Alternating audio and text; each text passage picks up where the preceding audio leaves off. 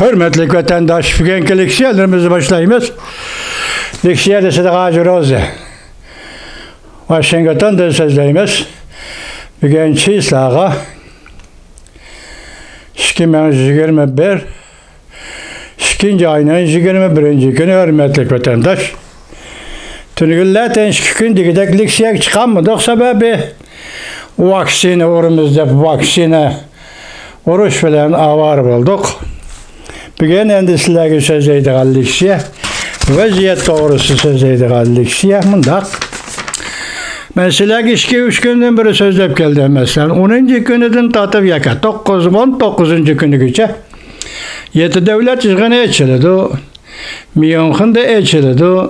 6. ayda resmi başlandı. Yaka hazır ikra yığını taklidi ikra yığını eçildi. Demeyeceğim arayamadım.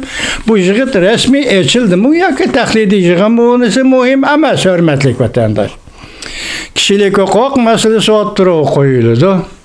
Şundakla Angliya sahipxan devlet veziri Boris Johnson Cungoğa takabül duruş doğrusu da bir plan tüzdü. Bu niyette devlet yığınında oturuğa koydu degen sözlerini sözlep geldik.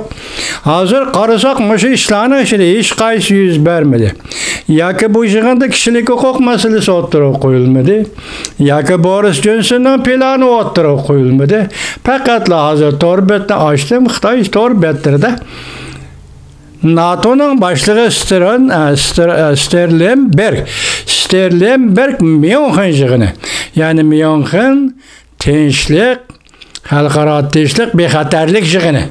O mizilde ecildiğin yığın, şu yığın, bu iki yığın bir günge uğurlaştırğandek.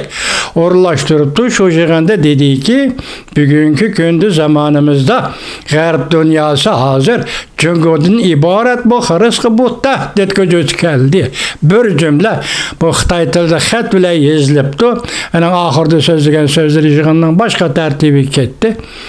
Ben hani şunu yapmışım, meyli München yığında koyulgan bolsun, meyli 7 devlet yığında koyulgan bolsun, cümle şunda koyuldu değil.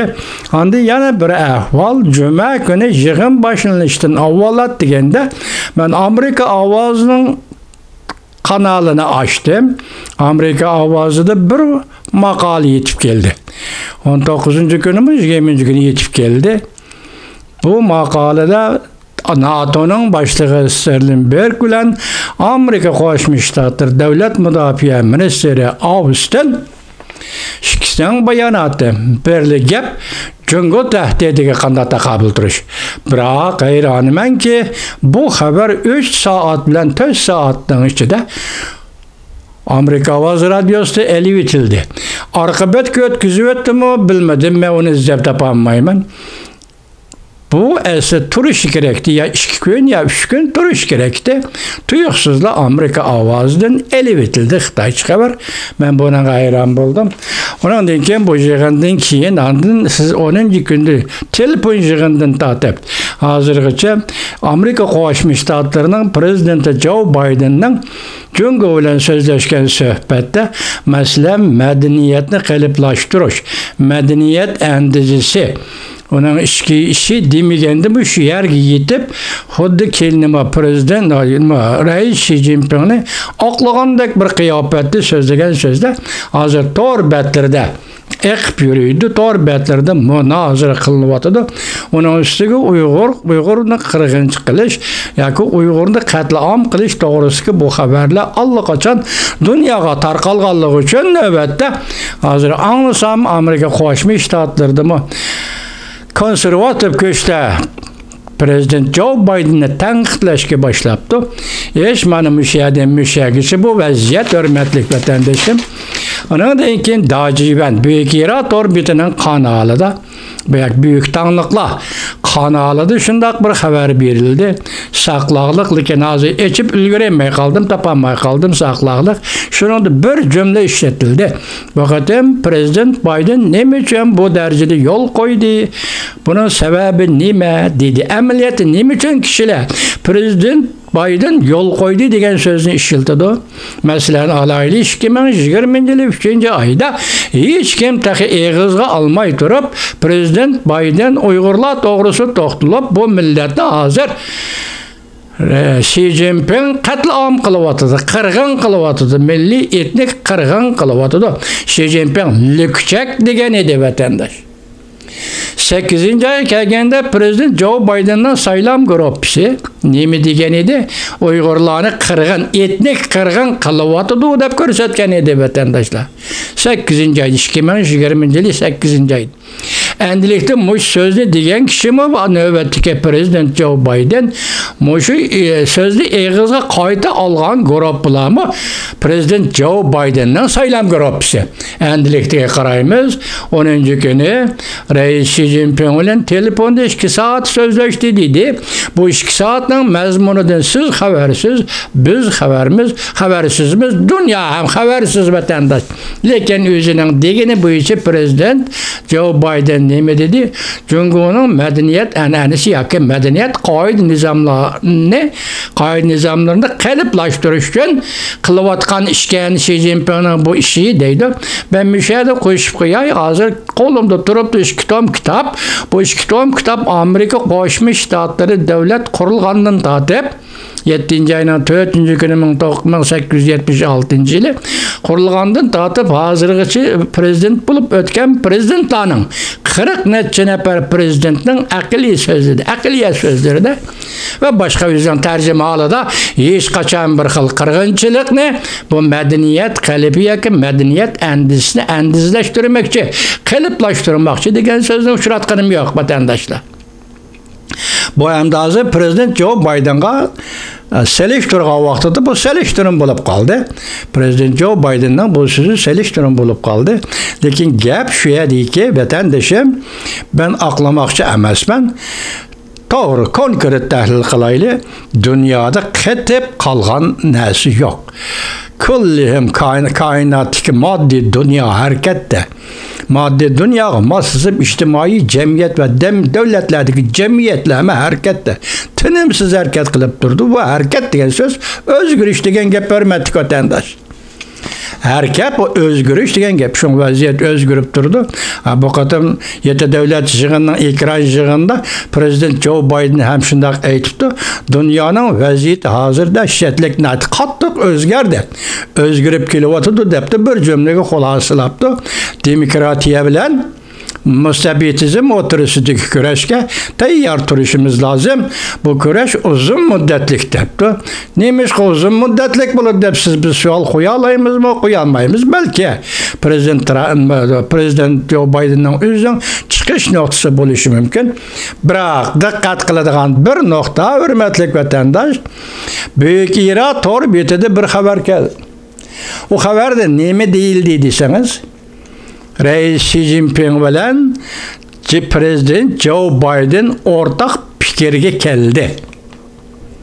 Ya'ni bir ko'z qarashga, bir tonishga keldi. Bu ko'z qarash, bu tonish nima uni bilgili bo'lmaydi. Bu yerda so'zlayotgan so'z Reis Xi Jinping yo'l qo'ydi deydi. Nimaga yo'l qo'ydi? Konkretlik yo'q. Lekin mavzumi abstrakt, xabarmi abstrakt. Nimaga yo'l qo'ydi? Uningdan bundan biz xabar topolmadik.